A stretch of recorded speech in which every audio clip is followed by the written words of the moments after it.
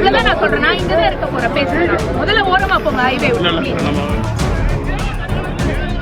நான் உங்க வழக்குல நான் மறுபடியும் சொல்றேன், கண்டிப்பா ஆதாரம் இருந்தா கண்டிப்பா கைது பண்ணுவேன். நாங்களாம் பண்ணாம இருக்க போறதே கிடையாது.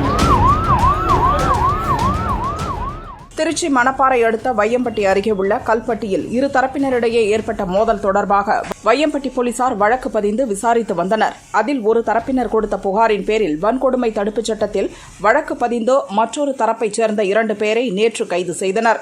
இதற்கு எதிர்ப்பு தெரிவித்தும் கைது செய்தவர்களை விடுவிக்க கோரியும் அவர்கள் தரப்பைச் சேர்ந்த நூற்றுக்கணக்கானோர் திருச்சி திண்டுக்கல் தேசிய நெடுஞ்சாலையில் திடீர் மறியலில் ஈடுபட்டனர். போக்குவரத்து முடங்கியதால் சம்பவ இடத்திற்கு வந்த மணப்பாறை டிஎஸ்பி காவியா தலைமையிலான போலீசார் மறியலில் ஈடுபட்ட மக்களிடம் பேச்சுவார்த்தை நடத்தினர்.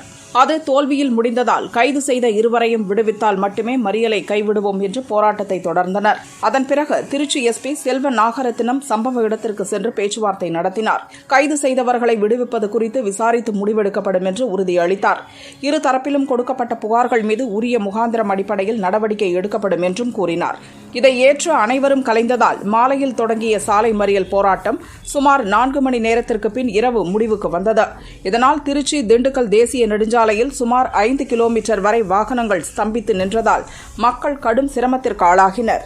அவங்க இங்கே திருவிழா நடக்கிறதுக்கு அங்கே போய் என்ன பிரச்சனை தான் நடந்துச்சுன்னு எங்களுக்கு தெரியாது. அவங்க அடிச்சுட்டு கிடந்தது போய் இவங்க போய் விளக்கத்துக்கு போயிருக்கிறாங்க. விளக்குனாக்கில் அந்த வாக்கில் எதுவுமே எந்த பேச்சுமே இவங்க பேசுறதுக்கு இல்லை. ஆனால் பொய்யான வழக்கு போட்டிருக்கிறாங்க.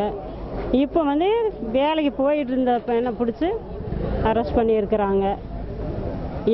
என்னன்னு சொல்கிறதுக்கு கூட முடியலை. அவங்க அப்போவே கூட்டிகிட்டு போயிட்டாங்க, செல்ல பிடிங்கிட்டாங்க. எங்களுக்கு எதுவும் தெரியாது, எங்கே வச்சுருக்காங்க என்னங்கிறதுன்னு தெரியலை. பிள்ளைங்களாம் காட்டணும். என் பையன் எங்கள் வீட்டில் இருந்தவனை என்ன எது ரீசனே சொல்லாமல் வீட்டில் தூக்கிட்டு போயிட்டாங்க. என்ன ரீசன்னு கேட்டதுக்கு யாருமே எதுவுமே சொல்லலை. ஆனால் இங்கே ஸ்டேஷனில் ஃபோன் பண்ணி கேட்டால் யாருமே இந்த ஸ்டேஷன் இல்லை அந்த ஸ்டேஷன் இல்லைன்னே தான் சொல்கிறாங்களே ஒழிச்சு எங்கே வச்சுருக்காங்க இன்ன வரைக்கும் என் பிள்ளை எங்கே இருக்கானே தெரியலை. என் பிள்ளைக்கு என்ன ரீசன்னு எனக்கு இன்ன வரைக்கும் யாருமே எதுவும் சொல்லலை. ஆனால் அவங்க அவங்க அப்பா பிள்ளை அடிச்சிட்டு கிடந்த வேடிக்கை பார்க்க போனதுக்கு எங்கள் பிள்ளைங்க மேலே கேஸை போட்டு இது பண்ணி விட்டுருக்காங்க. எங்களுக்கு இதுக்கு ஒரு தீர்வு கிடைக்கணும். எங்களுக்கு தயவு செஞ்சு எங்களுக்கு ஏதாவது ஒரு முடிவு சொல்லி எங்கள் பிள்ளைங்களை எங்களுக்கு பத்திரமா கொண்டு சேர்த்துருங்க.